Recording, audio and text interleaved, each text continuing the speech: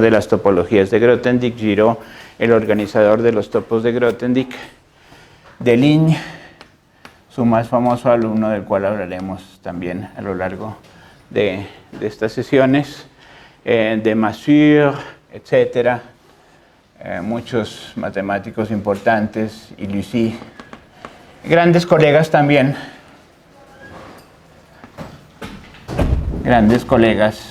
particularmente asistieron siempre al seminario Dieudonné, por supuesto,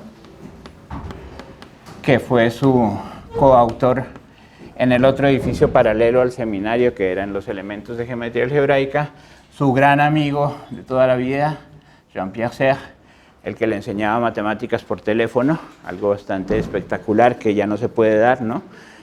Hablar durante horas por teléfono acerca de grandes teoremas matemáticos. Y Dieudonné, Serre y Chevalet. Chevalet también asistió al seminario mucho tiempo. Fue el fundamentador de la teoría de los esquemas, que luego llevó Grothendieck a su expresión contemporánea más importante, pero Chevalet fue uno de los grandes matemáticos franceses de la época. Todos ellos son bourbaquistas esenciales, ¿no? Todos estos de acá pasan por Bourbaki en algún momento.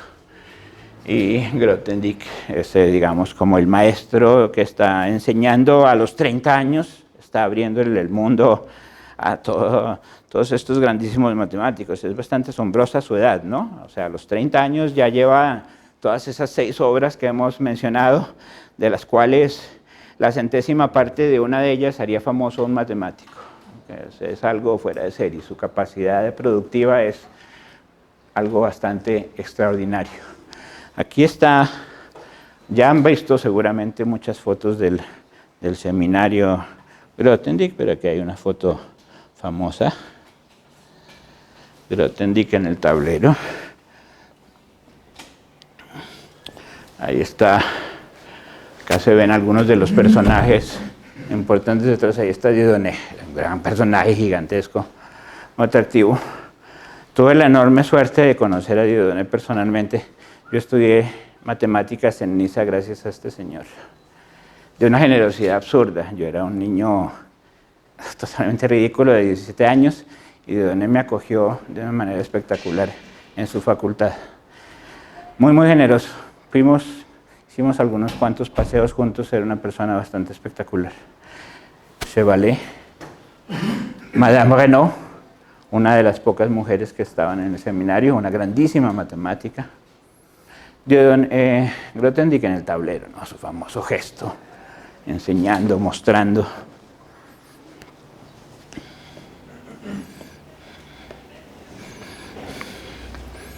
Miremos un segundito. Ya las deben conocer, pero unas cuantas fotos. Este es un curso bastante raro que di una vez en Nueva York acerca de cómo Grothendieck sirve para entender el mundo, la cultura del mundo contemporáneo. Una cosa bastante extraña. Sirve Grothendieck para la cultura. Acá hay algunas de sus fotos más famosas. El niño cuando todavía estaba en sus 5 años, el pianista cuando estaba en el liceo, después del campo de concentración, trabajando en los campos como recolector de uvas, en Nancy mientras hacía su tesis doctoral, en Kansas cuando estaba inventando las categorías abelianas y la K-teoría, en París en el IHS, acá está en el seminario de geometría algebraica.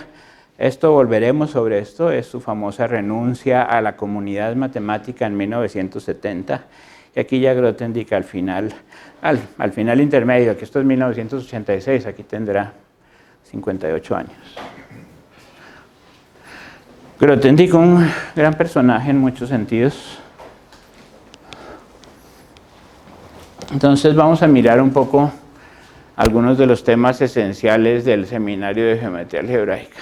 El primero es, de nuevo, como siempre con Grothendieck, una idea tan sencilla como profunda. Y esta sí es de una profundidad asombrosa y es la que pues dentro de todo lo que hemos visto hay mucho de Grothendieck que perdurará con las décadas y los siglos, fácilmente visible ahora, que Grothendieck perdurará en los siglos que siguen. Pero esta particularmente es una que perdurará más allá de los siglos. Esto es algo tan importante como cualquiera de las grandes construcciones del espacio, es la idea de topos.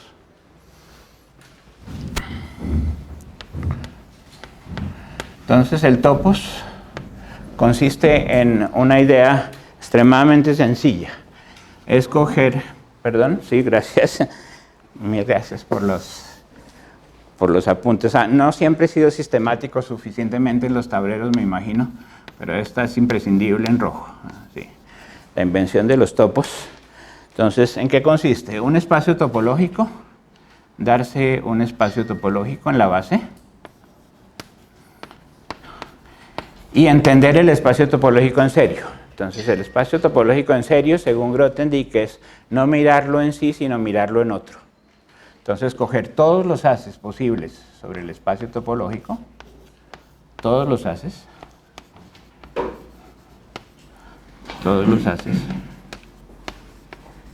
y luego mirarlos en su conjunto. Tomar todos los haces y mirarlos en su conjunto, eso produce una nueva estructura.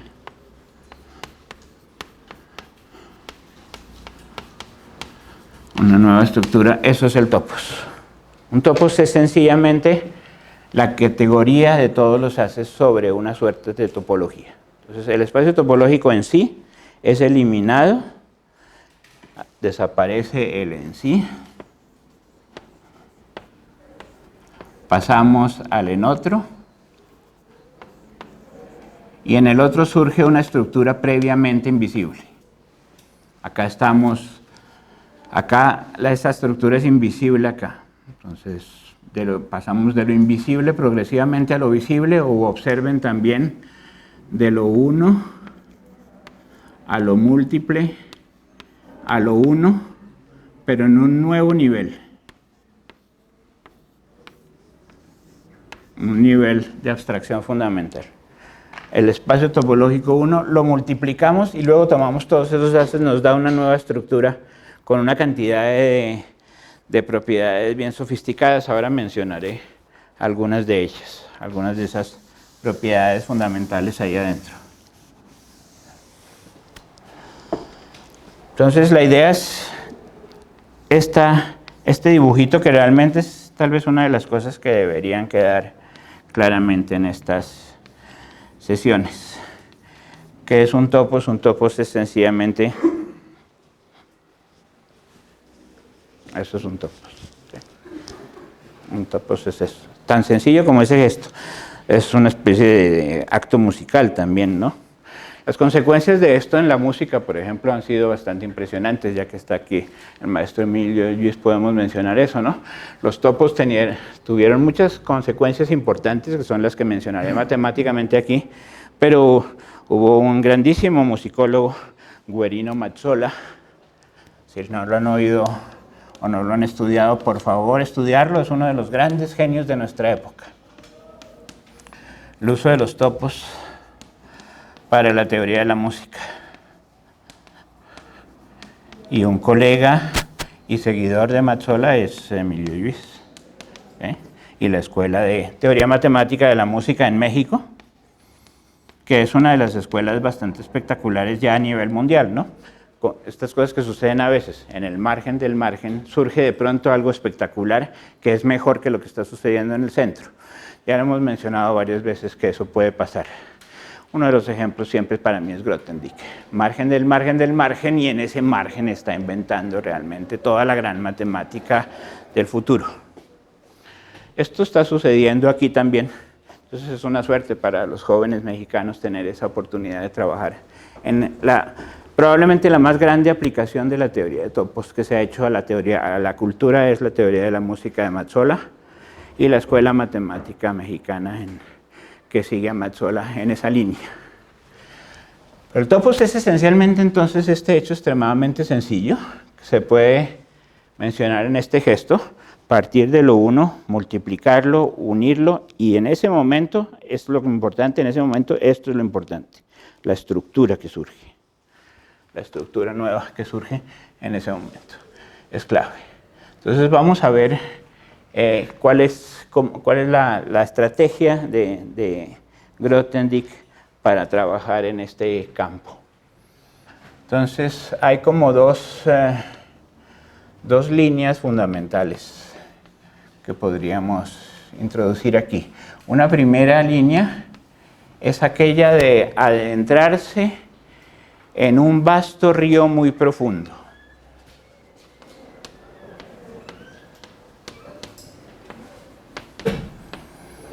En un vasto río muy profundo, donde Grothendieck va a lograr unificar el número y la magnitud, la aritmética y la topología, las variedades algebraicas y las topológicas.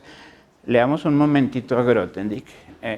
Recuerden que básicamente lo que yo estoy haciendo aquí son como guías, pero esas guías solo sirven como remisión a leer a Grothendieck, ¿de acuerdo? Entonces, en un cierto momento quisiera que a partir de aquí lean a Grothendieck. Miren estas frases que dice Grothendieck acerca de... No se ve gran cosa, pero se los leo. El punto de vista y el lenguaje de los haces introducidos por Leray, 1942, recuerden, nos llevó a mirar los espacios y variedades de todo tipo bajo una nueva luz.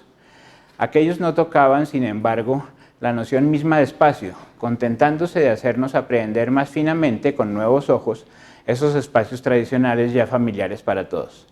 No obstante, resultó que esa noción de espacio es inadecuada para dar cuenta de los invariantes topológicos más esenciales que expresan la forma de las variedades algebraicas abstractas. Entonces, aquí vamos a ver una de las claves de este mundo, es introducir topologías finas para capturar la aritmética que las topologías usuales no captaban, como aquellas a las que se aplican las conjeturas de Bell o aún la forma de los esquemas generales que generalizan las antiguas variedades. Para los esponsales esperados entre aritmética y topología, entre número y magnitud, del número y la magnitud, era como un lecho decididamente apretado, donde solo uno de los dos cónyuges, a saber la esposa, podía con dificultad anidarse, pero nunca los dos al tiempo. El nuevo principio que quedaba por encontrar para consumar los esponsales augurados por hadas propicias no era otro que ese lecho espacioso que faltaba a los prometidos, sin que nadie hasta el momento se hubiese siquiera dado cuenta. El lecho de dos plazas apareció como por un golpe de varita mágica con la idea de topos. Esta idea engloba, en una intuición topológica común, tanto los espacios tradicionales topológicos que encarnan el número de la magnitud continua, como los así llamados espacios o variedades de los geómetras algebraicos abstractos impenitentes y otros innombrables tipos de estructuras que hasta entonces parecían irremediablemente pegados al mundo aritmético de los agregados discontinuos o discretos. El punto de vista de los haces,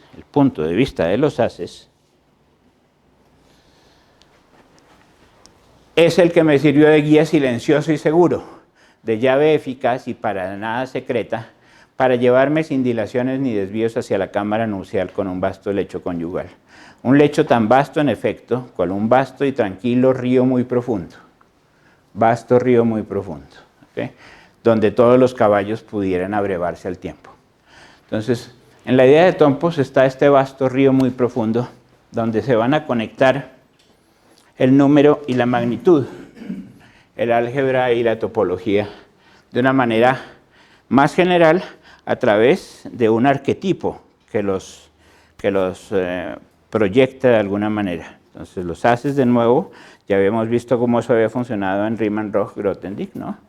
A través de la noción de haz coherente, reconstruía las nociones de género y de armonía compleja a través de la noción de haz coherente que se proyectaba sobre la ecuación específica en un caso muy concreto. Acá la cosa se amplía aún más. Hay algo más amplio general, ya no solamente las coherentes, sino los haces en general, que se van a proyectar sobre el número y la magnitud. Entonces hay un vasto río muy profundo, donde la idea fundamental entonces es encontrar topologías finas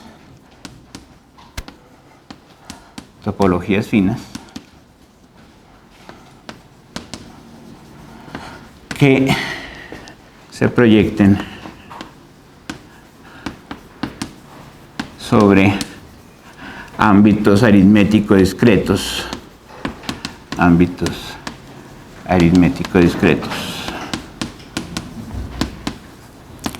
y que en un cierto sentido, recuerden, van a ser la clave para resolver las conjeturas de Weil. Esto corresponde sistemáticamente a otra estrategia paralela, que es trabajar a la manera de un mar que se alisa. Esto está tomado de otro fragmento de Grothendieck, de Cosechas y Siembras. Entonces tenemos por un lado el vasto río muy profundo, hay una cosa muy fluida en él, importante, mar, el río y el mar. El río tiende a una cierta de profundidad, está cercano a esa idea de étalé, mientras que el mar liso está cercano al étal de nuevo. ¿Okay? Recuerden la dualidad esencial entre lo étalé y lo étal.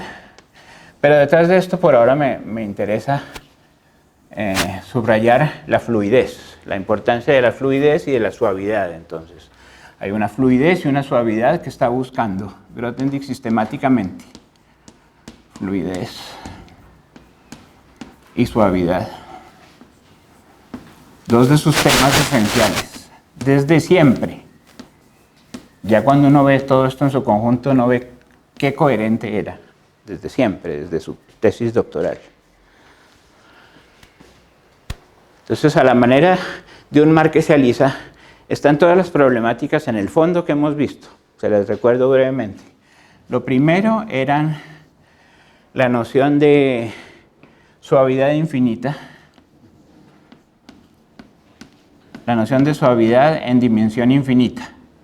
Eso se sumerge dentro de los espacios nucleares.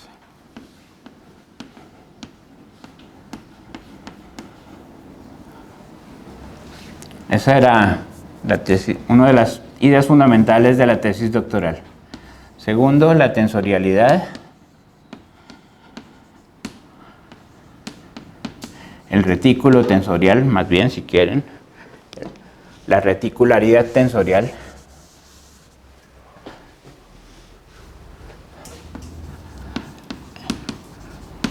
Entonces, después de estas sesiones, ojalá lean este artículo, por ejemplo. El artículo de Sao Paulo. Es una joya completa, es una de las más bellas expresiones de la matemática, yo creo, nunca escritas.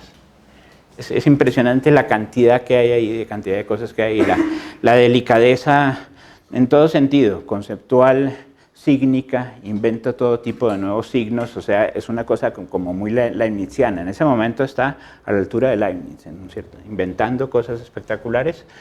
Esto de aquí entonces se inserta dentro de lo que podríamos trabajar entonces en los espacios de Banach. La categoría de los espacios de Banach. Luego, la homología, insertada dentro del Tohoku, las categorías abelianas.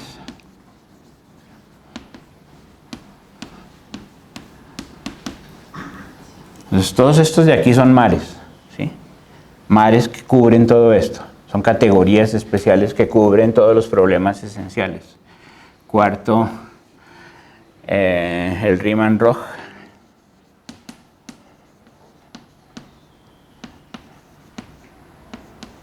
Insertado dentro de la categoría. La K es por Klassen en alemán, o sea, categorías. El quinto que veíamos era quinto, sexto y séptimo, podemos poner de una vez. quinto, sexto y séptimo es ver las conjeturas de Weil. Las conjeturas de Weil insertadas dentro de un mundo bastante complejo donde aparecerán los esquemas, los topos y las conjeturas estándar. De eso es lo que vamos a hablar hoy, de los topos y las conjeturas estándar. Y así sucesivamente. Los que nos falten se sumergirán en mares adecuados. Es una idea grothendickiana fundamental.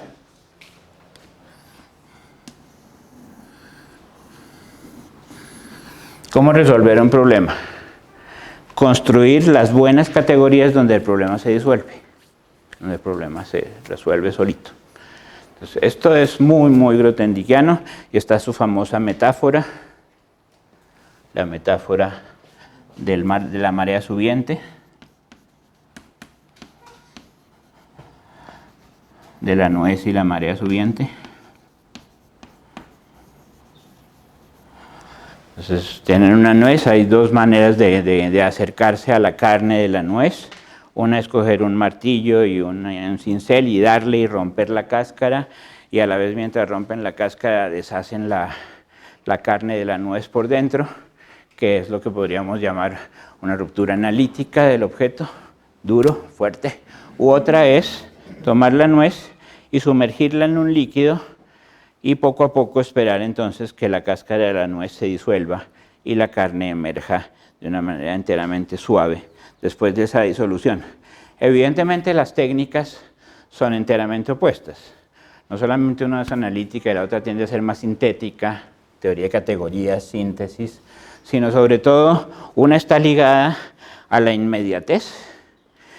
Necesito comerme la nuez ahora, ya, o sea, y la rompo y la deshago, y la otra es pensar en algo mucho más amplio, no en un momento, sino en unas generaciones, en la vida de la matemática. Una es la experiencia singular del matemático, y otra es la experiencia colectiva de una comunidad que poco a poco va logrando un objetivo. Esa segunda era fundamental para Grothendieck y está muy ligada a toda su vida, no solamente a sus experiencias emocionales muy fuertes, sino también a sus experiencias con la comunidad, o sea, la construcción de una escuela, algo muy importante para él en un cierto momento. Y veremos cómo esa construcción de una escuela lo lleva también después a problemas muy serios. La próxima vez mencionaré parte de eso. Pero ese era su deseo, ¿no? Deseo de insertarse en una vida amplia de las matemáticas que nos supera individualmente, y gracias a Dios nos supera.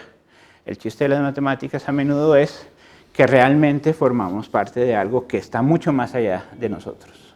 Eso es lo que es siempre bonito, es algo atractivo, porque es un ideal que nos impulsa. Y gracias a que es un ideal inalcanzable, eso nos impulsa y nos da la pasión que necesitamos para hacer matemáticas en un cierto momento.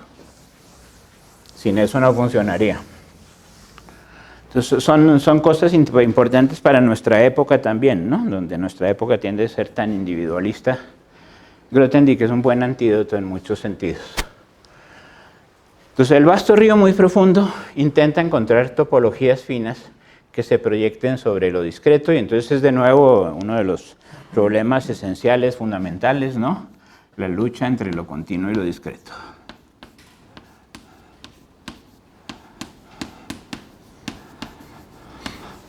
Con tendencias bastante marcadas, ¿no? De aquí para allá es Poincaré, topología algebraica a través, entender los espacios continuos a través de estructuras discretas, la homología y la homotopía, que han sido fundamentales para Grothendieck y serán fundamentales ya la próxima vez, ya mañana mostraré cómo la homotopía es esencial para Grothendieck en un cierto momento, o tal vez el jueves. Entonces, de aquí para allá es más Poincaré, de aquí para allá es más Grothendieck.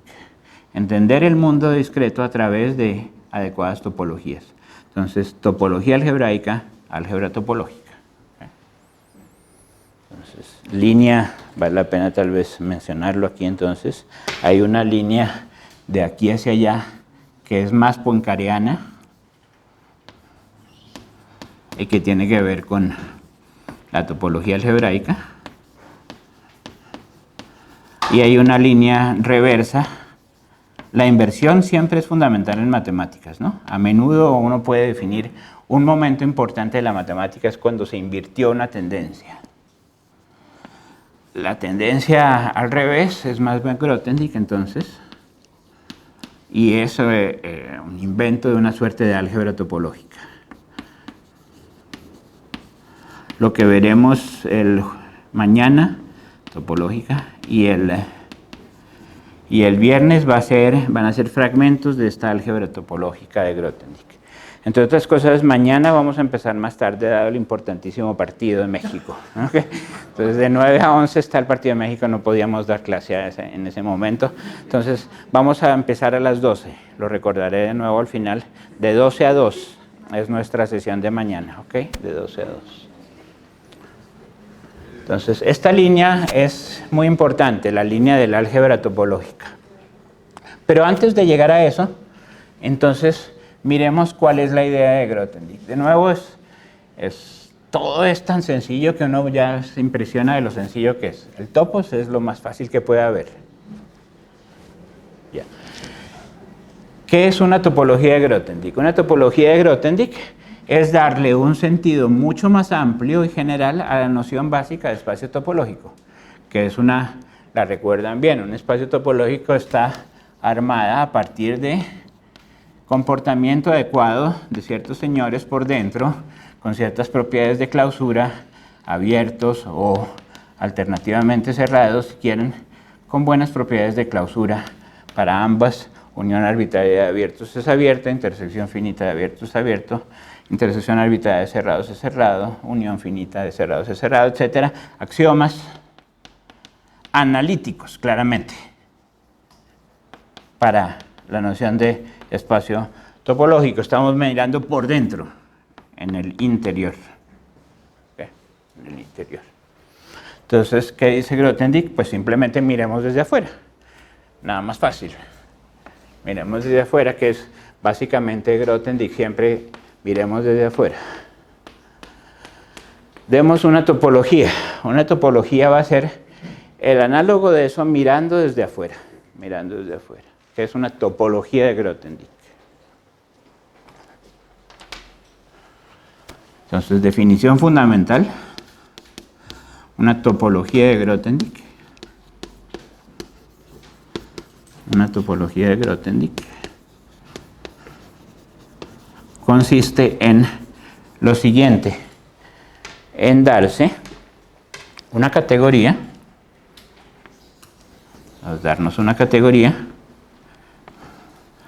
y para cada objeto de la categoría, para todo X objeto de la categoría, darse una colección de morfismos J de X que entren en X con ciertas propiedades axiomáticas, que sean entonces los axiomas sintéticos más sencillos posibles. Entonces, el primer axioma es, esto va a ser básicamente una noción de cubrimiento. Vamos a cubrir el objeto. Entonces, ¿cuál es la más sencilla de las maneras de cubrir el objeto? A través de sí mismo. Entonces, dato J de X, entonces son morfismos en la corona, una subcolección de morfismos que entren en X.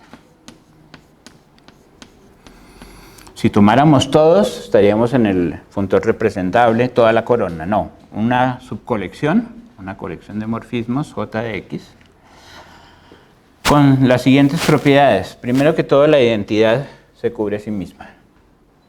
Entonces, la identidad de X está en J de X. X se cubre a sí mismo.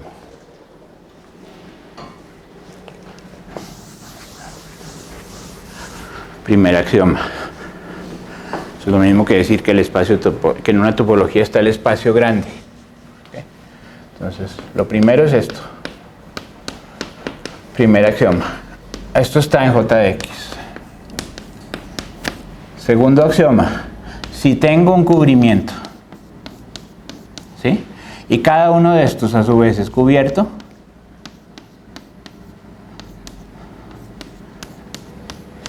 entonces todo esto es un cubrimiento. Si tengo este cubrimiento y cada uno de estos pequeños es un cubrimiento, tomo todos al tiempo, me da un cubrimiento. Cubrimiento de cubrimientos es cubrimiento. Segundo axioma, cubrimiento de cubrimientos es cubrimiento.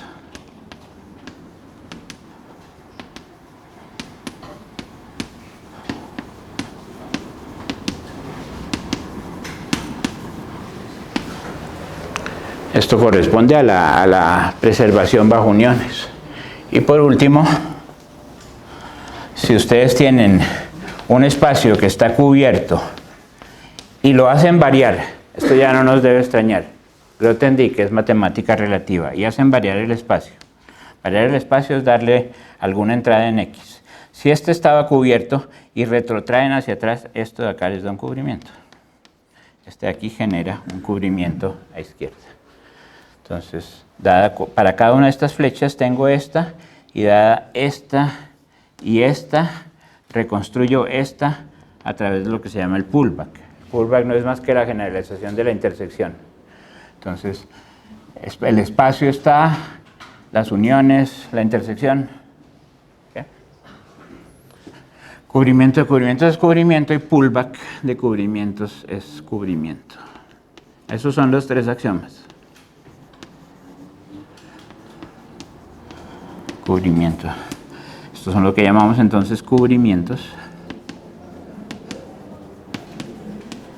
Pullback de cubrimiento es cubrimiento. Eso es una topología de Grothendieck, sencillamente. No es nada más. Es darle el sentido sintético de flechas a través del buen comportamiento de sus fragmentos de las coronas de los cubrimientos de X, y no es más que la traducción sintética de los axiomas analíticos para los cerrados. Entonces, eso es una topología de Grothendieck. Y entonces ya estamos en un caso muchísimo más general, porque tenemos una categoría cualquiera y tenemos una topología en la categoría. ¿Okay? Eso es, el J es la topología de Grothendieck. Topología de Grothendieck J. Perdí el rojo. Ah, acá está. Se me cayó.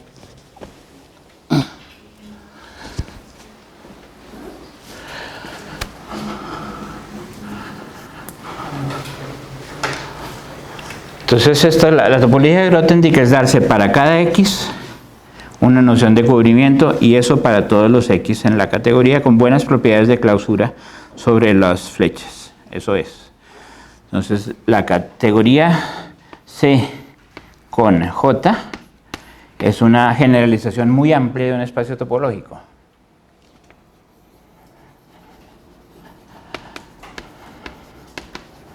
Ahí sí podemos usar la palabra profunda y vasta. Generalización vasta y profunda de espacio topológico.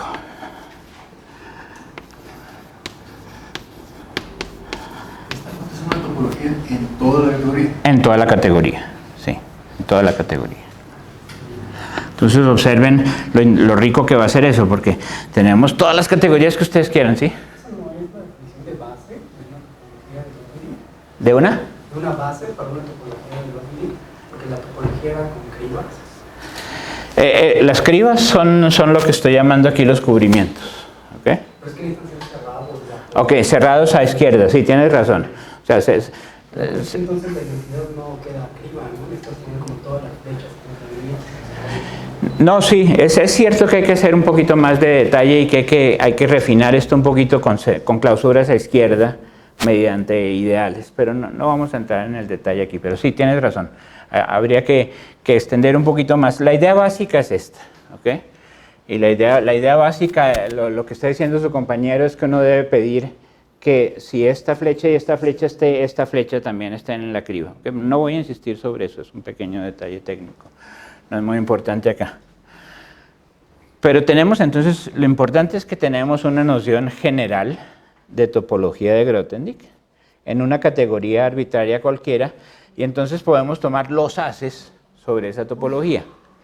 Entonces tomen sobre C, J, todos los haces sobre esa topología, una definición de haz que generalice la definición usual. La definición usual es para espacios topológicos usuales, pero eso se puede escribir de una manera completamente categórica. Entonces los haces categóricos sobre la topología, y tome todos ellos al tiempo. Eso le da una nueva estructura. Esa nueva estructura la vamos a llamar entonces SH por shifts, es el término estándar universal, sobre CJ. Este es entonces el topos de todos los haces sobre este objeto. Este objeto tiene un nombre técnico que vale la pena ponerlo aquí, porque los incentivará hacia extrapolaciones metafóricas interesantes. Esto es lo que Grothendieck llama un sitio. Sobre un sitio, tome todos los haces. Todos los haces sobre un sitio son el topos de Grothendieck. Esto es el topos de Grothendieck.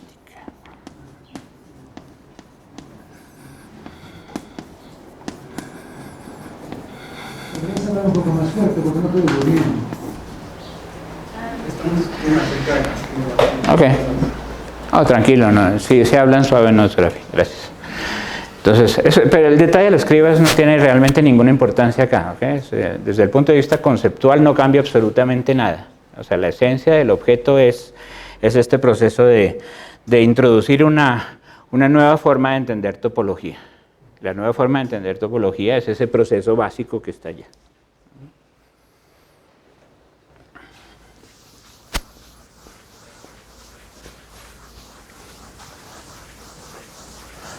Entonces, estamos en esta situación, aparecen en estos nuevos objetos, los topos de Grothendieck, que dieron lugar posteriormente a los topos elementales de Lovir.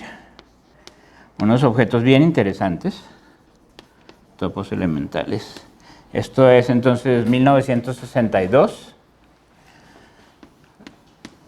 En el cuarto volumen del Seminario de Geometría Algebraica. Los topos elementales, 1970, Lovir, personaje interesante, el categorista vivo más importante aún, probablemente, un personaje accesible, si los jóvenes quieren acceder a él, es una persona con la cual se puede hablar muy bien. Los topos elementales son una simplificación de esta estructura. Esta estructura tiene que ver entonces con haces categóricos generales, y acá adentro estas construcciones son infinitarias. Algo importante en Grothendieck es que la mayoría de los axiomas que él propone para sus categorías, en particular vimos en las categorías abelianas la aparición del axioma AB5, la distributividad infinita entre las disyunciones arbitrarias y la conjunción. ¿De acuerdo? Esos son hechos muy importantes. La introducción de herramientas infinitarias en teoría de categorías se deben a Grothendieck. A veces esas herramientas infinitarias pueden reducirse a cosas sencillas. En particular aquí, en los topos elementales, se pueden reducir a primer orden ciertas propiedades de los topos, pero se pierde mucho también.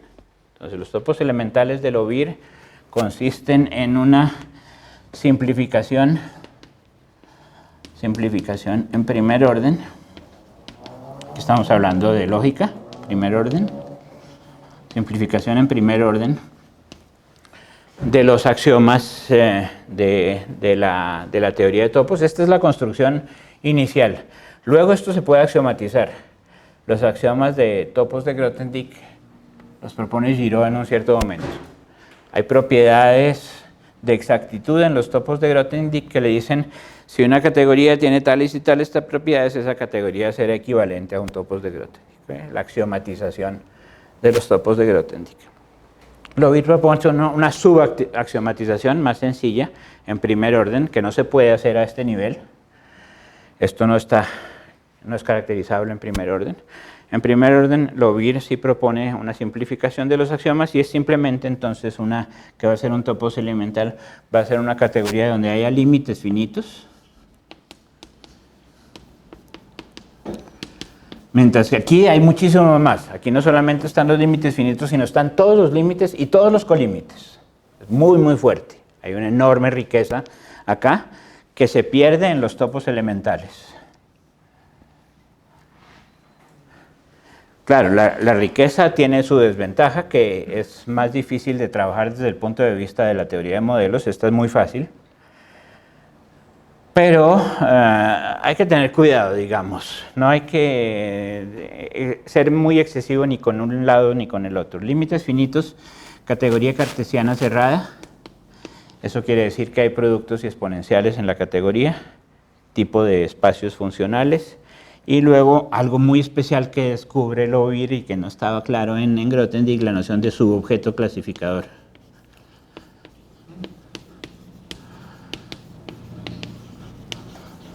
Un subobjeto clasificador en un topos va a ser un ente, omega, en el cual haya una noción de verdad y para el cual toda noción de subconjunto, lo que llamamos un mono, todo mono en la categoría, se puede factorizar a través de su función característica.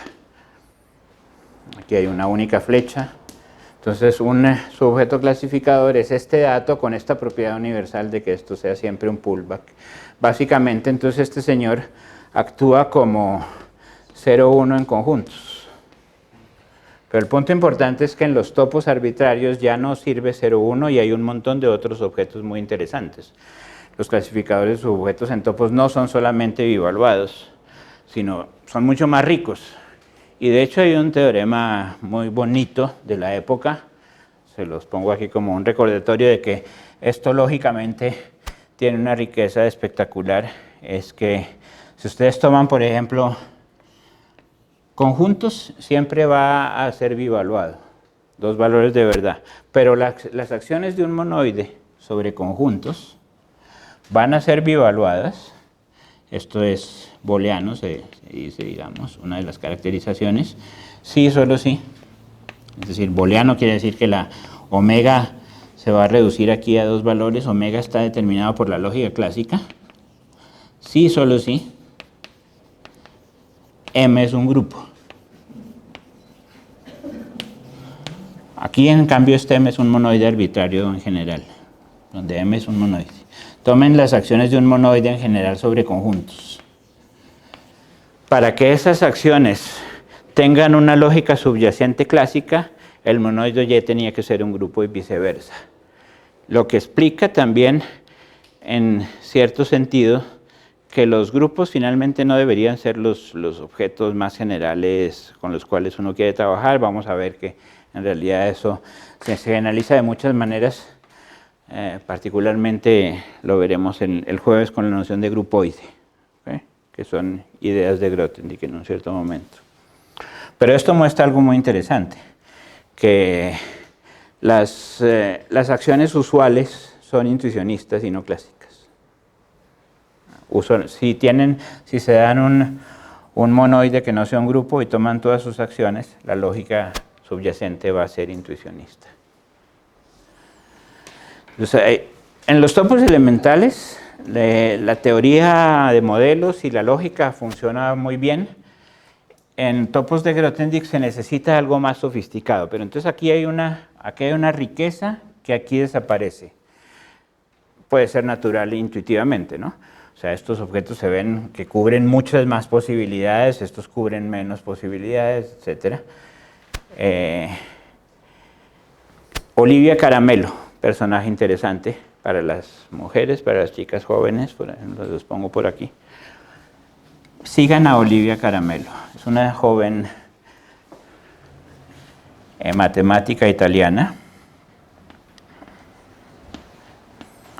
que ha insistido mucho en la idea fundamental de que Al pasar a topos elementales hemos perdido muchísimo. Sin embargo, a partir de un cierto momento esto se volvió el canon. Lo que pasa mucho en matemáticas, el canon analítico, el canon de los topos elementales, el canon, etcétera, los dogmas. Esto ha desaparecido un poco en el panorama lógico, pero Olivia Caramelo insiste en que realmente este es el importante y que se ha perdido el estudio de los topos de Grothendieck, que es una chica joven muy brillante, pianista de profesión también, o sea, como el maestro Lluís, grandes matemáticos y pianistas a la vez, cosa rara que se da. Es una pianista, una concertista. 35 años, síganle la pista a las jóvenes, es un ejemplo de grandísima matemática contemporánea que está tratando de recuperar la herencia original de Grothendieck, que se perdió un poco después. Otro camino interesante de recuperación de Grothendieck, y tal vez es uno de los más impresionantes en este momento, también para los jóvenes, es el topos aritmético.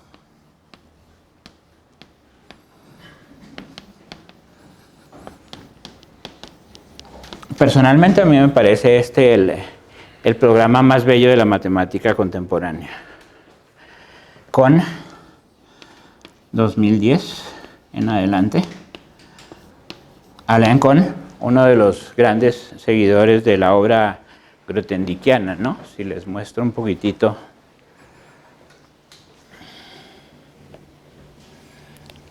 Algunas pistas de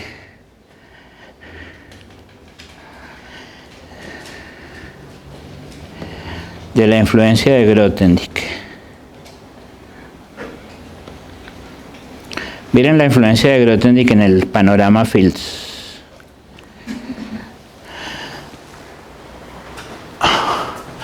No se ve gran cosa, pero entonces en 1966 Grothendieck obtiene la medalla Fields. Justamente después de sus trabajos en el seminario de geometría algebraica, ya es una persona muy reconocida, espectacular, pero realmente no le dieron la medalla Fields por los trabajos que estaba haciendo ahí, porque en ese momento eran demasiado del momento y no había suficiente distancia para darse cuenta de lo que estaba sucediendo en ese momento, sino se lo dieron por la K-teoría.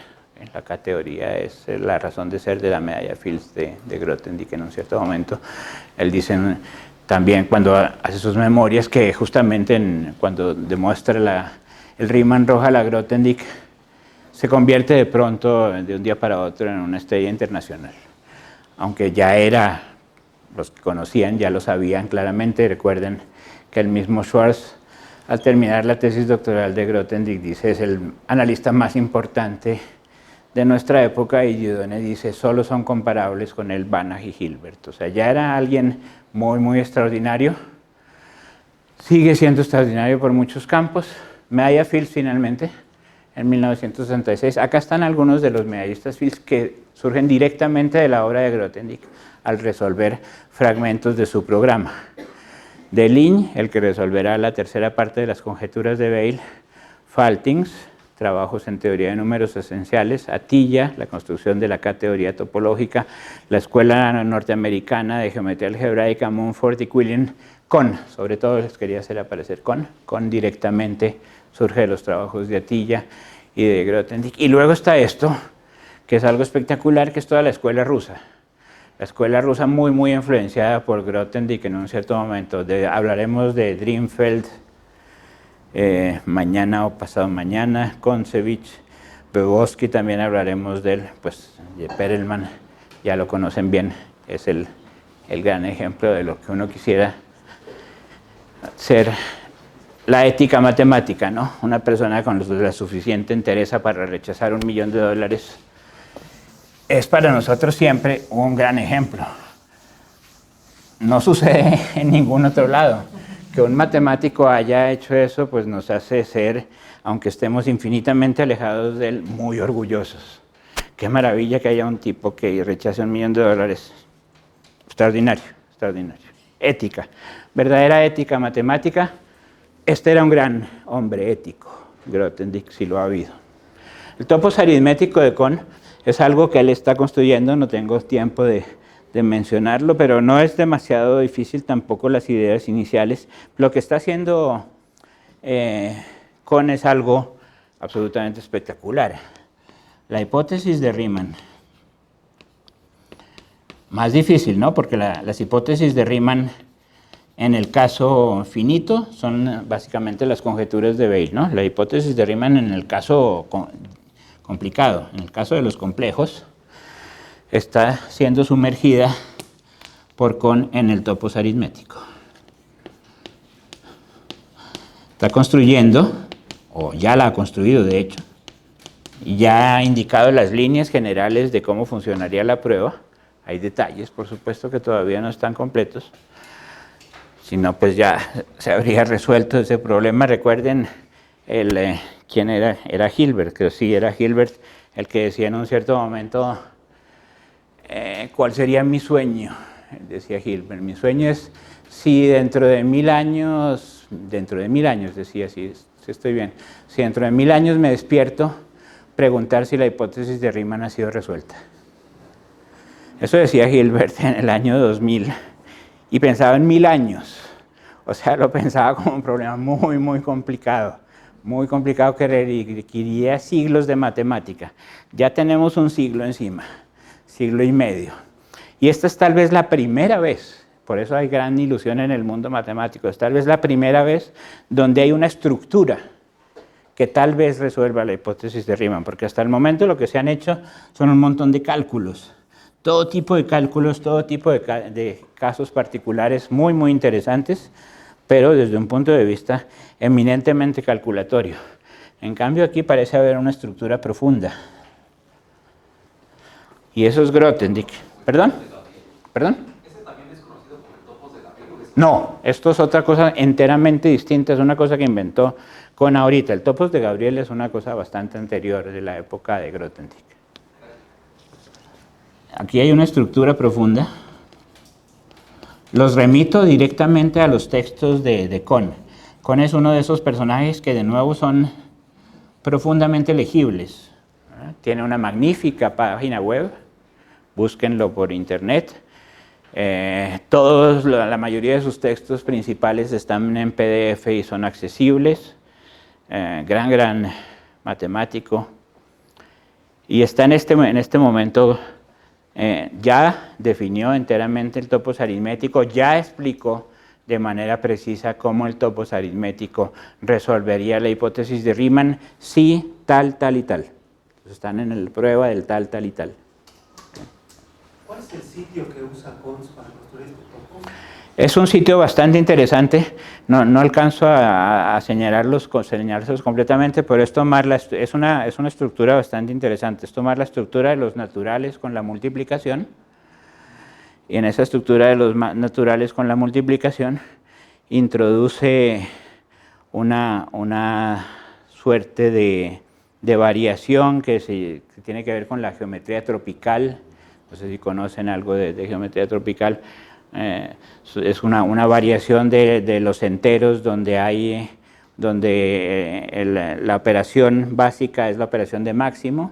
Entonces el máximo de alguien con alguien es el mismo, por lo tanto la característica del anillo es 1.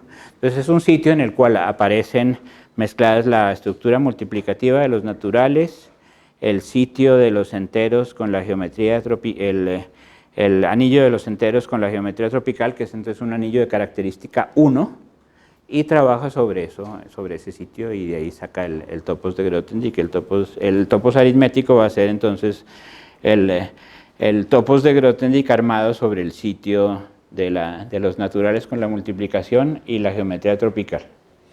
Pero eso está fantásticamente expresado en Kohn.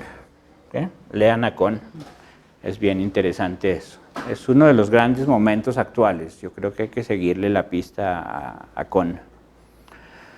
Si lo logra, pues obviamente será el resultado más importante de la historia de la matemática desde Riemann hasta hoy. Mucho más profundo y mucho más importante que Fermat o que la misma conjetura de Poincaré, etc. Básicamente, ¿por qué? Porque estamos en este mundo, en el mundo de las estructuras profundas. Y ese mundo de las estructuras profundas, pues realmente no tiene igual.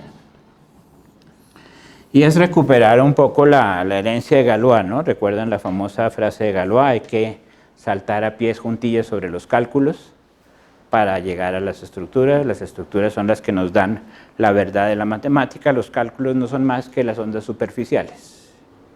Hay algo en lo profundo que mueve a las mareas superficiales, etc. Voy terminando por esta línea. Esto entonces es un trabajo inmenso, hay mucho ahí adentro. La aparición de los topos de Grothendieck y la aplicación de los topos de Grothendieck para acercarse a cubrir las conjeturas de Weil. ¿Cuál es el proceso? El proceso es el siguiente. Tomen en la categoría de esquemas,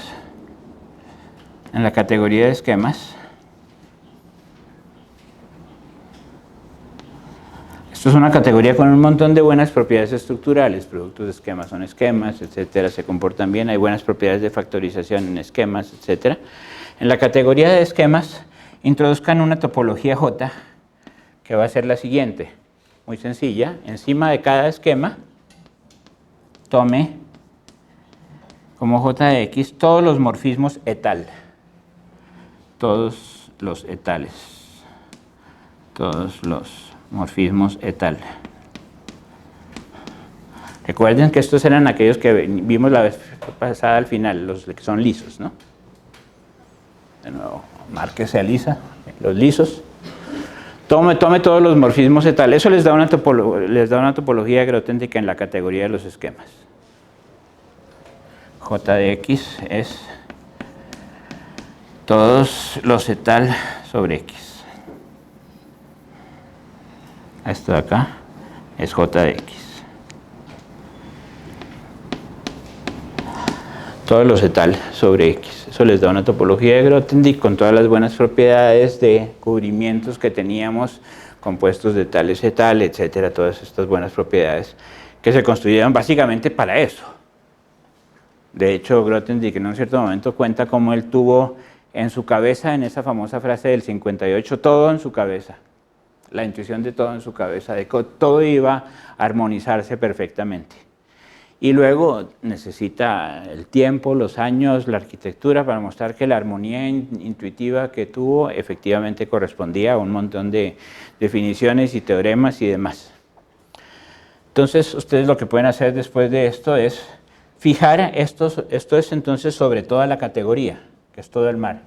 Y luego la fijan sobre un esquema dado. X0 dado. Toman los esquemas sobre X0, todas las flechas sobre el X0 dado, y toman la J restringida a esta colección de flechas. Esto les da también un sitio. Esto era un sitio, este es un sitio restringido localizado. Este es un sitio. Y entonces tome todos los haces sobre ese sitio.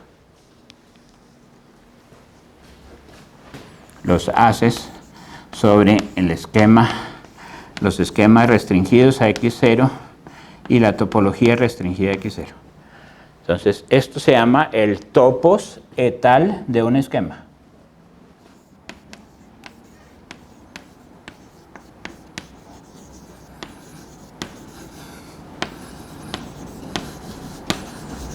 Esta es la construcción finalmente clave. Dado un esquema, construyan el topos etal de un esquema. El topos etal de un esquema es la estructura necesaria para resolver las conjeturas de Weil.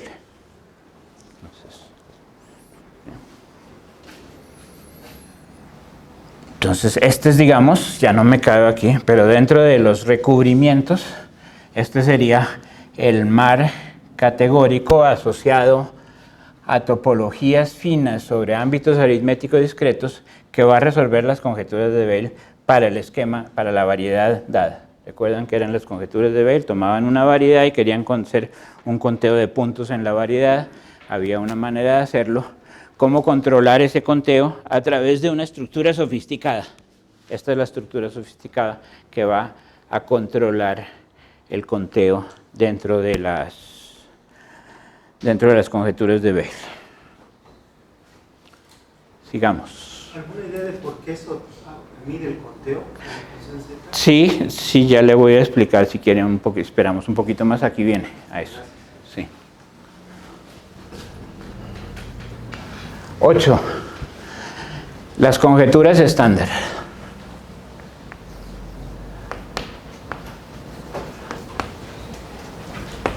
Las conjeturas estándar. Esto de nuevo es París y HS del 64 al 69.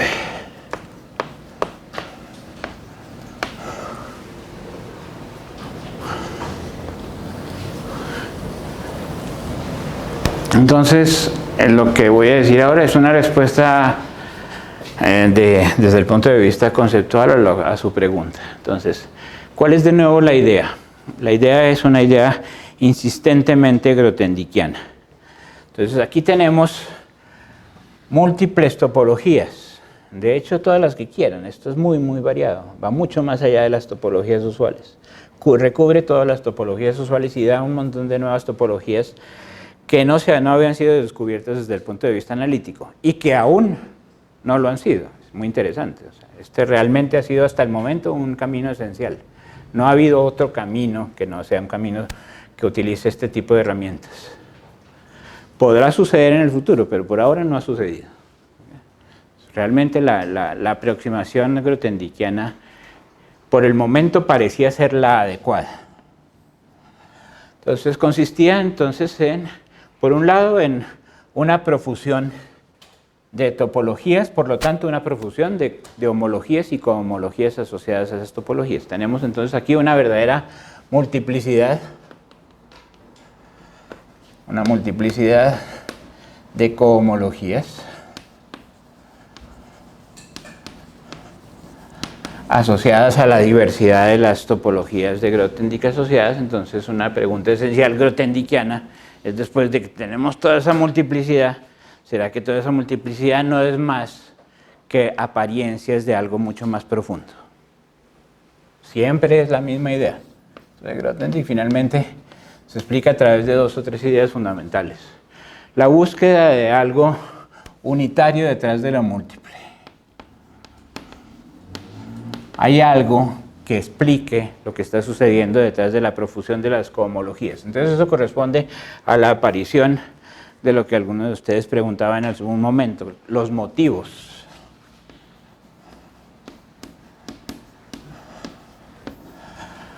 Motivos, topos y esquemas son 3 de las grandes invenciones grothendiekianas, ¿no?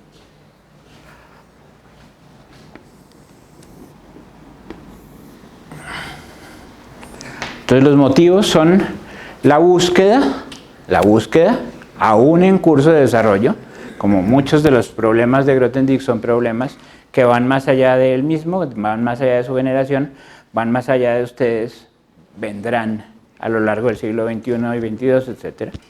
Eso siempre es muy interesante. Entonces la pregunta es si hay una unidad detrás de esta profusión de cohomologías. Problema abierto. Hay algo que una a la diversidad. Entonces, léanlo directamente a Grothendieck. Grothendieck tiene unas frases muy bonitas donde habla de esto desde un punto de vista musical, como una variedad de temas, una variedad de temas que se desarrollan, y esos temas surgen de alguna manera de un motivo inicial. Entonces hay un motivo que se desarrolla a lo largo de ciertos caminos, etc. Toda esa musicalidad que veíamos en el niño Grothendieck tocando el piano, toda esa musicalidad que ahora se ha convertido en fragmentos de la teoría de la matemática, de la música en Mazzola y la teoría mexicana, etc. Hay una musicalidad importante en Grothendieck. Es la búsqueda de nuevo entonces de algo integral detrás de las diferencias. El cálculo integral diferencial bien hecho. Entonces, eso es una de las maneras como uno podría explicarle a a los tíos y a los padres qué es Grothendieck. Grothendieck es cálculo diferencial e integral para nuestra época de una manera mucho más universal. De una manera mucho más universal. Está cubriendo un montón de temas grandes. Es el gran unificador de la tríada Galois-Riemann-Poincaré también. El gran inventor de muchas de las inversiones fundamentales en las cuales está la matemática viviendo actualmente, etc. Varias maneras de presentar a Grothendieck. Entonces, esta es una de ellas. Hay algo que una la profusión de las cohomologías provenientes a su vez de la profusión de las topologías de Grothendieck. Entonces, el camino general es algo de este estilo. Tenemos los esquemas. Pues si ponemos un poquito más, tenemos los esquemas. Esto va bastante más allá, pero proviene de la noción de variedades y de número. La noción de número.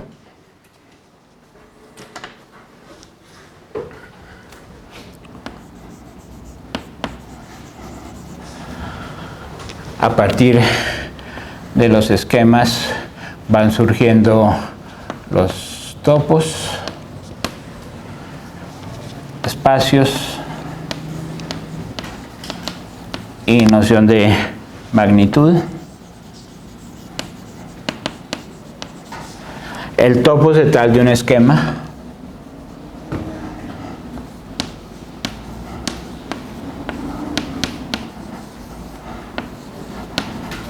El topo se trata de un esquema. A partir de esto, entonces, es el centro, y entonces vamos a tratar de explicar cómo este topo setal de un esquema sirve para, o da las pistas conceptuales para llegar a los cálculos que van a resolver las conjeturas de Weil. Topo setal de un esquema, a partir de aquí, entonces, uno tiene las cohomologías setales asociadas. La cohomología tal. Recuerden que esto ya, eso sí debería quedar nítido y claro después de nuestras sesiones, la no confusión del etal con el etalé. Es realmente muy, muy importante eso, porque además siempre lo confunden los que no han mirado a Grothendieck un poquito más en serio. Y es grave esa confusión, porque es realmente no entender nada de Grothendieck. De la cohomología tal, luego, ¿qué se hacen? Entonces se hacen acciones de grupos sobre estas cohomologías, acciones de grupos, y de ahí surgen las conjeturas estándar.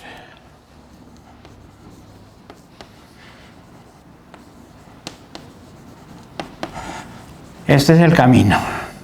Y las conjeturas estándar lo que pretenden en un cierto momento, y entonces esto aquí es la parte, digamos, de esquemas, topos, conjeturas estándar. Tal vez debería poner otro intermedio más.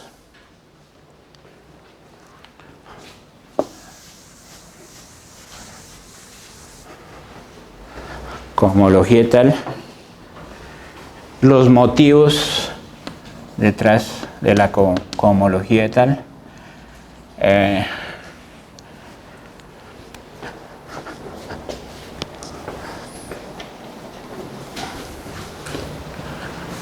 Esquemas, topos, motivos. Cada uno de estos son programas para siglos, ¿no?, de trabajo. Y cuando decimos siglos es literal ya. Motivos, entonces aquí las acciones de grupos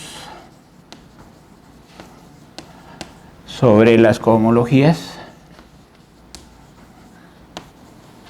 sobre los grupos de homología, y a partir de ahí las conjeturas estándar.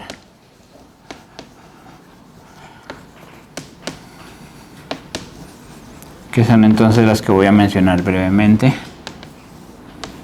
estas conjeturas estándar deben finalmente implicar las conjeturas de Weil.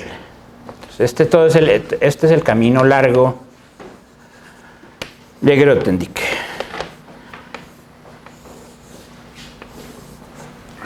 Todo este camino largo, vislumbrado, como recuerdan, en esa increíble frase, ¿no? Para mí sigue siendo el milagro, que en 2 líneas esté todo esto. En sus 2 líneas de la conferencia de Edimburgo está esto, está todo este camino, está la visión de todo este camino. Cada uno de estos momentos son momentos de gran arquitectura, de gran construcción arquitectónica. Entonces, las conjeturas estándar, ¿de qué hablan estas conjeturas? Hablan justamente entonces de contar.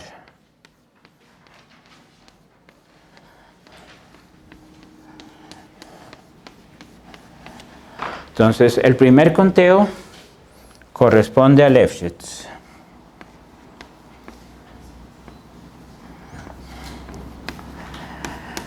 Esto es 1920 y pico, creo que 26, 1920. Lefschetz es uno de los grandes topólogos norteamericanos, uno de los maestros de la topología algebraica, enorme influencia en la escuela mexicana, ¿no? Gran maestro que estuvo aquí en México y a partir del cual pues el desarrollo de la matemática contemporánea en México fue fundamental. Entonces es un personaje al cual México le debe mucho. Entonces Lefschetz tiene un teorema en los años 20 muy importante que coliga algo que será fundamental para Grothendieck, coliga el estudio de los puntos fijos de una función, o entonces gracias a los puntos fijos el estudio de conteos de resoluciones de ecuaciones polinomiales sobre una variedad, gracias a procedimientos homológicos. Entonces la conexión entre un conteo y una técnica homológica. Siendo Grothendieck gran experto en homología, el gran experto en homología en un cierto momento, pues esto resultará atractivo para él y natural para él. Todo es natural. Espero que eso quede relativamente claro después de mis sesiones. Todo es natural. Para él todo es natural. Visto desde afuera, todo parecía increíblemente raro, porque él pensaba totalmente diferente a todos. Entonces, visto desde afuera, parece muy raro.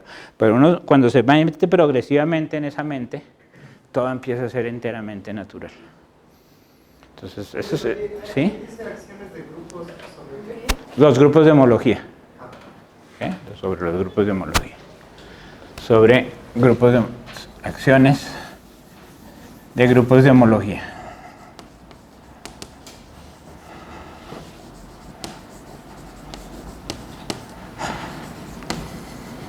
Y esa acción es la que aparece aquí justamente, en Lefschetz, en el teorema de Lefschetz, que dice, pues hay muchos teoremas de Lefschetz importantes en topología algebraica.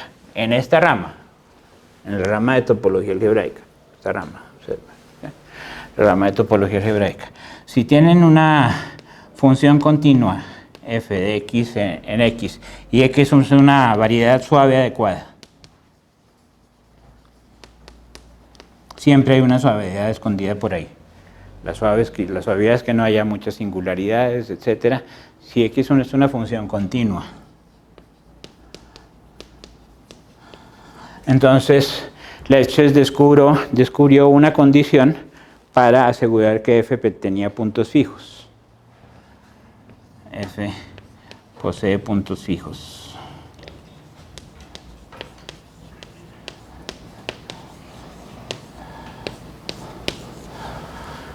Como les digo, puntos fijos para una función van a ser básicamente los ceros adecuados que estamos buscando para una variedad. Entonces, ¿cuál es esa condición? La condición es que una cierta alternancia armónica nos tiene que llevar a Riemann. Riemann, el gran armónico.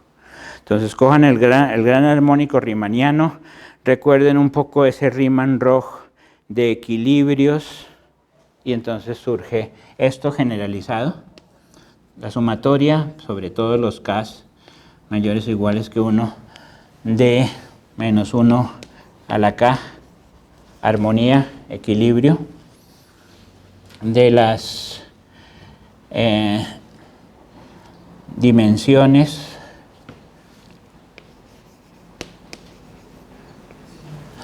de f, entonces la inversa de f aplicada al grupo de homología h sub k,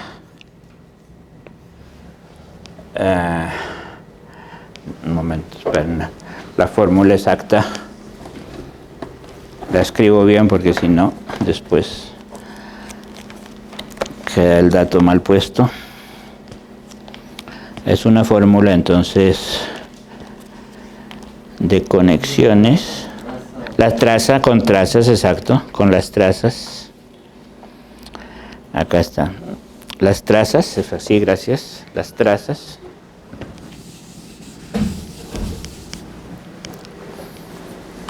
entonces las trazas de f, las trazas de f. Entonces esta es la imagen inversa aplicada al grupo de homología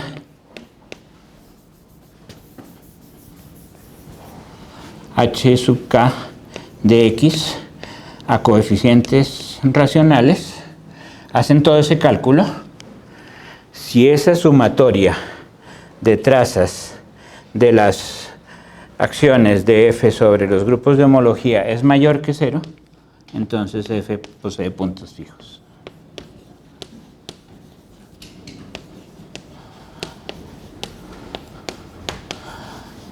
De hecho, una modificación de esta fórmula les dice exactamente cuántos son los puntos fijos. ¿Okay? O sea, esto es una forma débil de expresar el teorema de Lefschetz. Entonces, esto lo que nos hace es conectar un mundo de cálculo con un mundo de manejo homológico sobre ciertos objetos, acciones de grupos. Aquí los coeficientes son de característica 0. ¿Okay? Uno de los puntos complicados dentro del programa de Grothendieck para resolver las conjeturas de Weil es generalizar esto para campos que no sean de característica 0, sino de característica finita. ¿Okay? Grothendieck generalizará esta situación, generaliza estas fórmulas para característica finita. Para característica finita. Okay.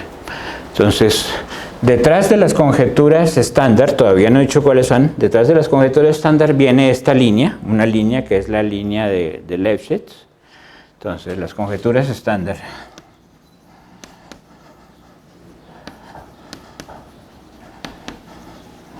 Para una variedad suave, como siempre, la suavidad tiene diversas formas de expresarse a lo largo de los términos que estemos trabajando. Para una variedad suave X, las conjeturas estándar tienen que ver primero con identidades tipo Lefschetz, identidades tipo Lefschetz, adecuadamente generalizadas para la variedad, según esta línea, y con desigualdades tipo Hodge.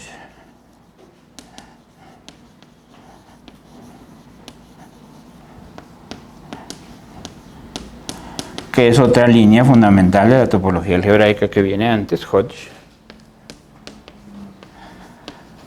Un poco después, en los años 30,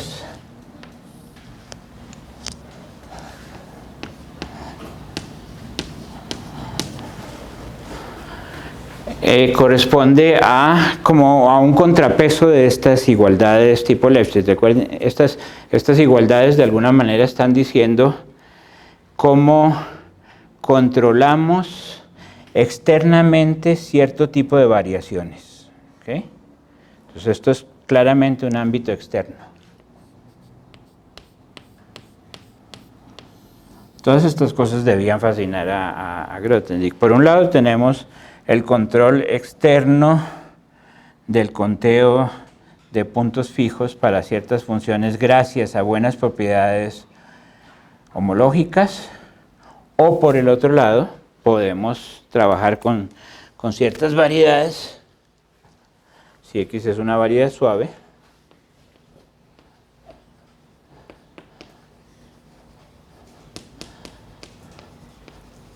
no es el mismo tipo de suavidad aquí que allá, tiene ciertas distinciones sobre las cuales no entro en detalle. Y aquí básicamente lo que dicen las conjeturas de tipo Hodge son que el entendimiento de la variedad está determinado por un adecuado entendimiento de las subestructuras de la variedad. El entendimiento de X depende del entendimiento de las subestructuras de la variedad.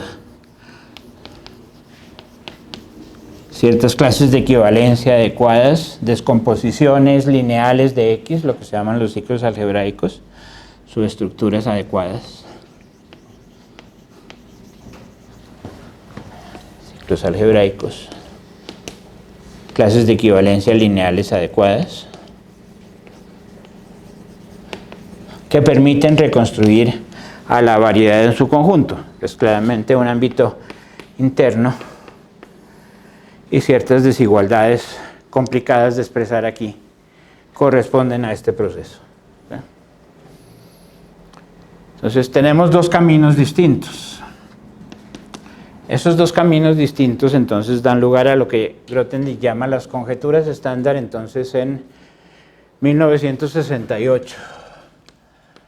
1968 en la India presenta estas conjeturas. Un artículo corto, extrañamente. Es un artículo corto como el de 1958. Ahí propone entonces las desigualdades tipo A, B y C para una variedad. Voy a poner solamente las B de X. Entonces, que la variedad verifique ciertas identidades tipo Lefschetz, o que la variedad verifique ciertas desigualdades tipo Hodge. ¿Ya? Que tienen que ver entonces con estas ideas generalizadas. El resultado al que llega Grothendieck en un cierto momento es que si tenemos teorema principal, si valen las conjeturas estándar tipo Lefschetz para X y valen las desigualdades tipo Hodge para X por X, entonces valen las conjeturas de Weil para X.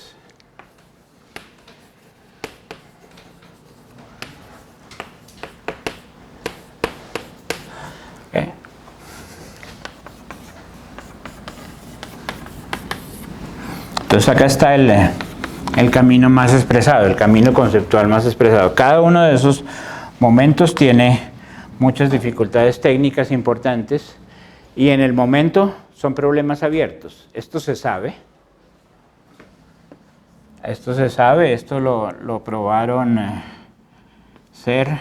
Es una línea que viene desde el mismo Weil. Weil da las pistas iniciales, Serre continúa, Grothendieck termina de hacerlo. Eso es cierto, pero en cambio estos son problemas abiertos. Abiertos. Esa es la conjetura de Hodge, ¿no? Sí, este es uno de los casos particulares de la conjetura de Hodge. Uno de los casos particulares. Entonces, este camino muestra, digamos, conceptualmente claramente toda la arquitectura general, ¿no? Toda la arquitectónica general, y cómo se combinan a la vez los grandes momentos del álgebra, de la topología, las conexiones aritméticas, la aparición de la raíz profunda de la aritmética. Esto lo llama Grothendieck el corazón del corazón, entre otras cosas. Son palabras de él. Esto es el corazón del corazón.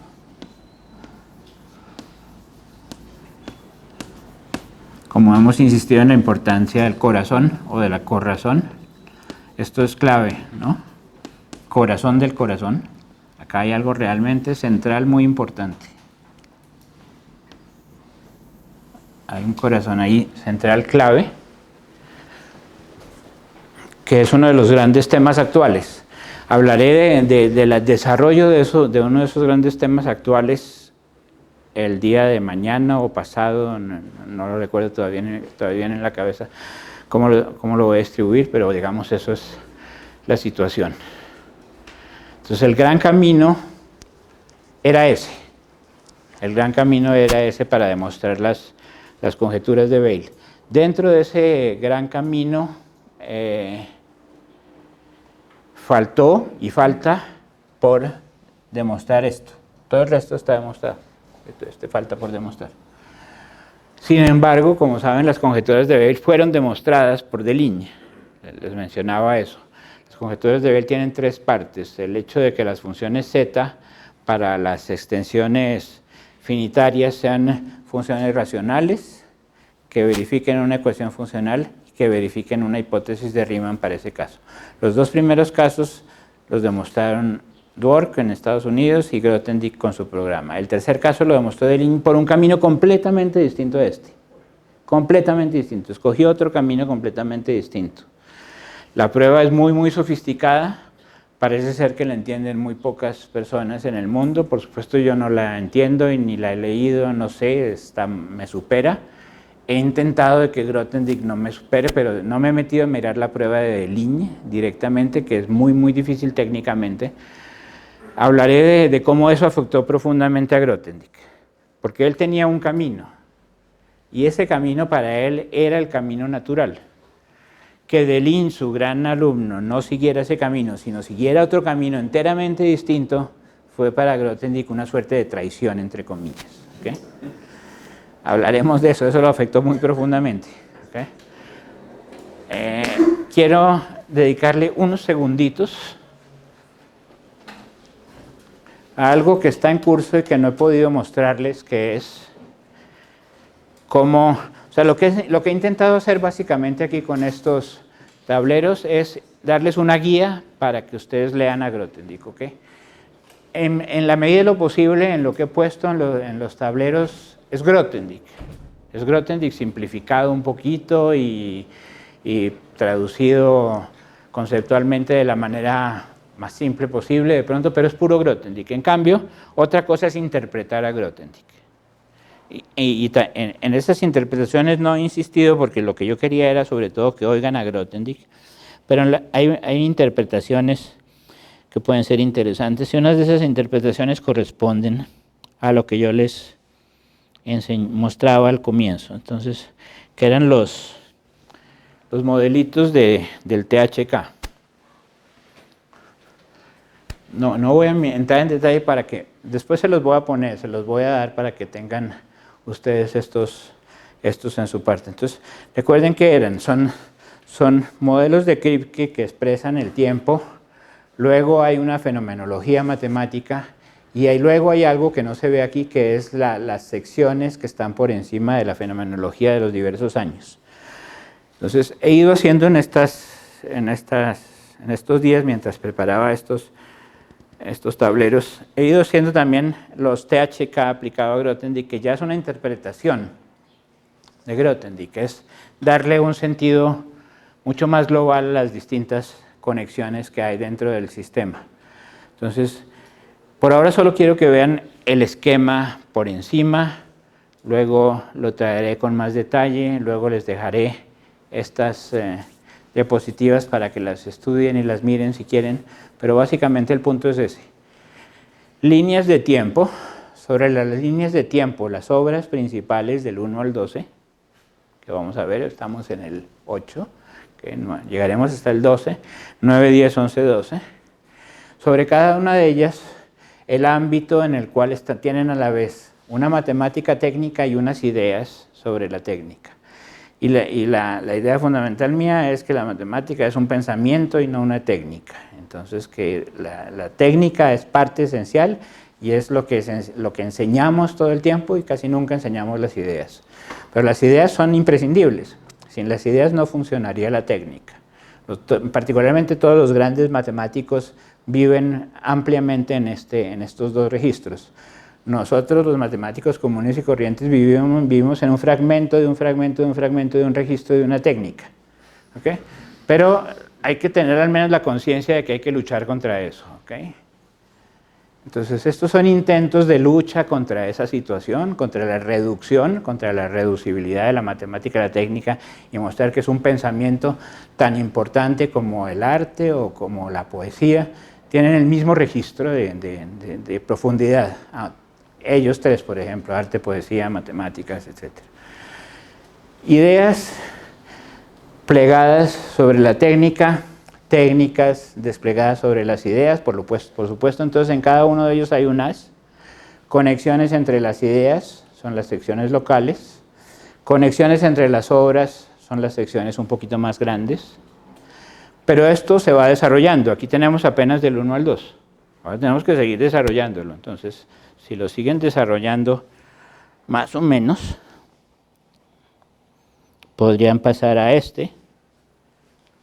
el 3 y el 4, cuáles son las ideas y las técnicas, cuáles son algunas de las secciones fundamentales que van surgiendo entre las distintas obras, cómo poco a poco va surgiendo una interpretación, ahí sí, de Grothendieck. ¿Okay? Poco a poco. Y así sucesivamente. No voy a insistir sobre esto porque, como les digo, se las voy a hacer pasar después para que las miren bien, si quieren. Pero son de este estilo, de nuevo, también, ¿no? Ahí lo van viendo. Y fíjense que aquí, por ahora, en el inicio, solo tenemos los niveles K y H, claro, normal. El modelo de Kripke y el nivel de haz fenomenológico. Algunas de las grandes fuerzas que aparecen, el péndulo de lo de Thalé versus lo de Thalé, en un cierto momento surge como algo absolutamente fundamental, el cálculo diferencial e integral, vasto, etc. Niveles K y H hasta 1958-1959. 1962 aparecen los topos y aquí esto se multiplica.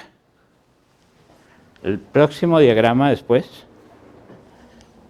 es ya un topos, aparece la cosa de una manera más plena. Ya tenemos el THK más completo. Aparece la idea básica fundamental del topos como esta idea tan sencilla que es la que sí se tiene que poder expresar a todo el mundo. Y eso siempre a mí me parece clave en un cierto momento. Si hay una idea importante, profunda en matemáticas, tiene que poder ser expresable de manera relativamente sencilla para todo el mundo. Si no, no es importante, es un hecho. Entonces, si hay que hacer mucha cosa complicada y hacer aparecer de pronto por allá la fórmula de Lefschetz, esa fórmula de Lefschetz no se puede expresar en una idea tan sencilla, tal vez no es tan importante. ¿Sí? Mucho más importante la idea de topos, etc. Bueno, eso es una lectura personal. ¿Okay? Otros podrán decir otra cosa de una manera completamente distinta. Lo importante es que tengamos variedad. Pero aquí tenemos el THK. Aquí ya aparece el THK. A partir de ahí aparece de una manera sistemática y aparece el THK gracias a la unión del espacio y el número. Al fin, el verdadero matrimonio del espacio y el número a través del gran arquetipo de los haces. Eso es uno de los grandes avances de Grothendieck. Y eso quedará para muchas generaciones después, como apareció algo profundo que unió al espacio y el número y cómo realmente en las próximas décadas y siglos el entendimiento progresivo de ese espacio y número va a hacer que la matemática adquiera mucha fuerza. No alcancé a mencionar tal vez en las anteriores, como todo el tiempo estábamos en márgenes. Todo esto es un margen acá. ¿Okay?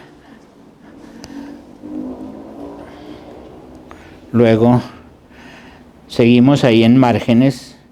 Observen que aquí hago aparecer como una suerte de tercer margen, porque antes ya habían aparecido márgenes 1 y 2, etcétera. Hay una lucha interesante, muy interesante, y creo que muy instructiva para nosotros como latinoamericanos, de la importancia del margen en Grothendieck. Muy importante para él. El haber vivido en los márgenes le dio una fuerza espectacular. Pero al final, digamos, por ahora, por el momento, estamos en esta cuarta. Esta cuarta corresponde a lo que mencioné aquí, que es entonces el SGA y las conjeturas estándar, que lo llevan a estar ahí sí en el puro centro de la matemática, entre 1959 y 1970, es el puro centro de la matemática. Es famosa la frase de un visitante al Instituto de Altos Estudios Científicos de París, que Grothendieck lo lleva a dar una vuelta por los lugares que son muy bonitos, es en un bosque, entre otras cosas. A Grothendieck le gustaba mucho la naturaleza, y el visitante se extraña, lo llevan a la biblioteca del visitante, se extraña de que no tienen casi libros, y es famosa la réplica de Grothendieck, que no se sabe si es un invento o si sí lo dijo Grothendieck de verdad, pero la frase es espectacular. Dice Grothendieck: aquí no leemos, aquí los escribimos. Aquí no leemos libros, aquí los escribimos. Esa famosa frase es muy típica de lo que está sucediendo en ese momento. Es el centro de la inventividad matemática y es absolutamente espectacular lo que allí está poco a poco sucediendo. Este es uno de los temas esenciales también. La lucha entre la variación continua y la variación discreta, la herencia riemanniana, la herencia galoisiana, etc. Las luchas entre lo local y lo global, no solamente a nivel de los mismos haces como objetos técnicos, sino de los haces de haces, que es lo que yo estoy proponiendo aquí, etc. Y así sucesivamente. Volveremos sobre esto tal vez un poco más adelante, pero esto es un poco lo que quiero decir que está sucediendo detrás. O sea, para mí lo importante de todas maneras ahora son los tableros guía. Pero detrás de los tableros guía hay un ejercicio que estoy haciendo paralelamente de tratar de aplicar la misma teoría de haces al mismo Grothendieck para entenderlo en toda su variedad. Y poco a poco veremos si al final lo logro. Habrá una continuidad bastante interesante de muchas lecturas seccionadas de Grothendieck, que han sido las que hemos propuesto hasta el momento. Y al final habrá una sección global. Ya la veo, sí, ya estoy viendo la sección global. Una pregunta: ¿cómo entra la función z, la variable algebraica, en este camino de Grothendieck? La función z está escondida aquí, recuérdelo. La función z está ligada a las cohomologías. Recuerde que la función z aparece en las conjeturas de Weil con el cálculo de números puntos en una variedad sobre un campo finito. Entonces está ligado a un cálculo de número de puntos en una variedad. El número de puntos en una variedad está ligado básicamente al número de puntos fijos de ciertos polinomios. Los puntos fijos están acá y los puntos fijos aparecen en este ámbito. ¿Okay? Entonces está ahí escondida detrás. De hecho, buena su pregunta, de hecho esto pues requiere mucho tiempo para hacerse con detalle, ¿no? Pues esto requirió en la mente de un Grothendieck una veintena de años, ¿no? Desde 1949 hasta 1969 va desarrollando todo esto. Su visión la tiene la gran visión la tiene en 1958 y luego dedica una decena de años. Entonces, obviamente, nada de eso alcanzo a expresarlo aquí más que como guía. Eso sí espero que le sirva, la guía. ¿Dónde está cada cosa? Ahora, ¿vaya a estudiar? Sí. Esto estudie 10 años. No, pero no está mal, así debe ser. O sea, eso me parece muy importante y tiene que ver con el asunto de la famosa nuez. No lo va a obtener ahora, no lo va a obtener en un mes, no lo va a obtener en un año, lo va a obtener en 10 años, empezando a ver. Pero eso es bueno que así sea. Estamos demasiado acostumbrados a que las cosas son así. No, las cosas no son así. Las cosas requieren mucho, mucho tiempo, mucha dedicación, mucho trabajo. Trabajo, muchas horas de dedicación. Entonces Grothendieck es un gran ejemplo, pero aquí hay muchos otros ejemplos, el maestro Lluís, el maestro García Diego, muchos otros ejemplos de personas que han dedicado la vida entera de muchas horas de trabajo. Yo he dedicado muchas horas de trabajo también a entender a Grothendieck. O sea, el trabajo es finalmente la clave para conectar. Yo tengo una pregunta. ¿Sí? Para entrar ya en las cosmologías, y Perdón. uso la palabra gavilla, perdón. Sí. Se hace la resolución de una gavilla y hay una resolución canónica. ¿El topo septal es una generalización de esa resolución o es la resolución? ¿Y dónde ocurre eso en el arquetipo? Ahí no lo alcancé a comprender completamente la pregunta. A ver, vuélvame a explicarla un poquito. Para sacar grupos de cosmología, ¿Sí? se hace una resolución. Sí. Eso tiene que ver, digamos, entonces con lo que en un cierto momento Grothendieck trabajaba en el ámbito de las categorías abelianas con la suficiencia de inyectivos. ¿Okay? Se resuelve el grupo de homología, etcétera, con toda su colección. Okay. Entonces eso viene desde las categorías abelianas.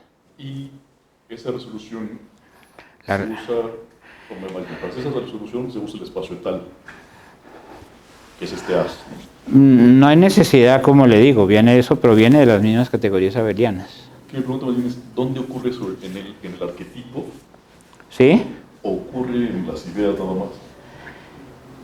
Específicamente que la resolución de los inyectivos.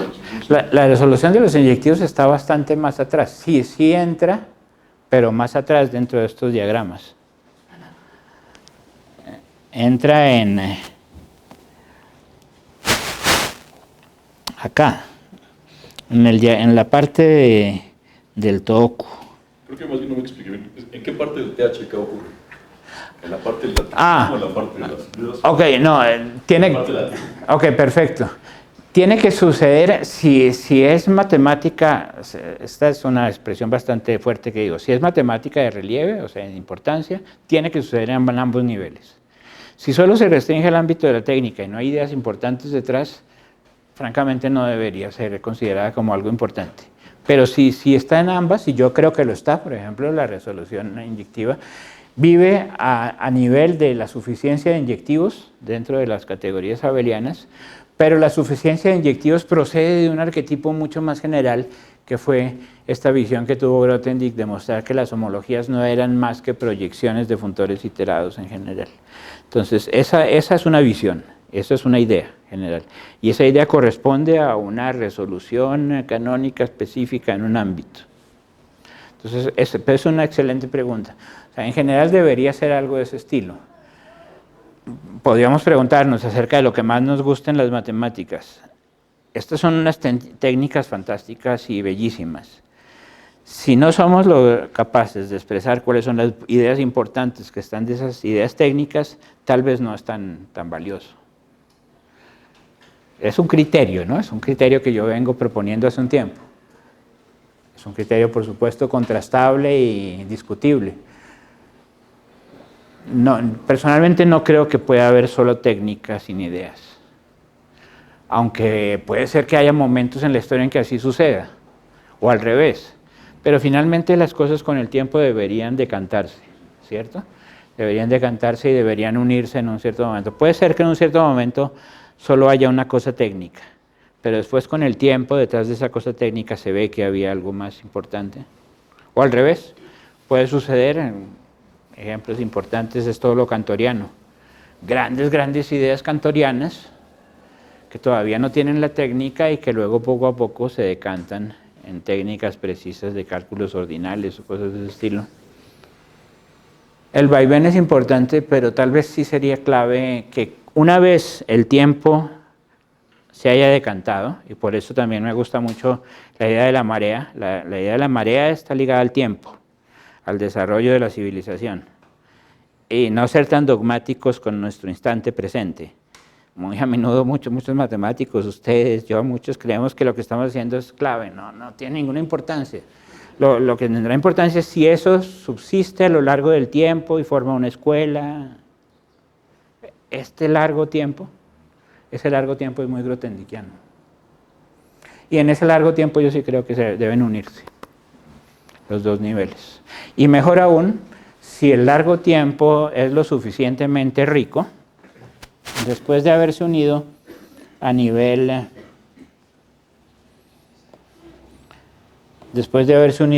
fenomenológico entre ideas y técnicas, y una vez se haya desarrollado esto suficientemente, deben surgir cosas globales que están más allá del puro reflejo entre técnica y pensamiento. Hay algo más profundo detrás. Si eso sucede, estamos a un nuevo nivel. Esto es un nivel de algo profundo que está detrás de la metafísica, ¿no? La metafísica, detrás de los fragmentos de la física, la metafísica. Esto sería importante porque esto le da un nuevo sentido a, pues, algo que siempre fue importante en la filosofía matemática, era la metafísica. Pero por alguna razón los analíticos creyeron que la metafísica había muerto y que ya no se podía hablar de metafísica. Yo básicamente pienso que todos los grandes matemáticos son metafísicos, todos los grandes. Y este tipo de reflexiones más o menos que dan unas buenas pistas de que sí lo son. Hay algo que está más allá.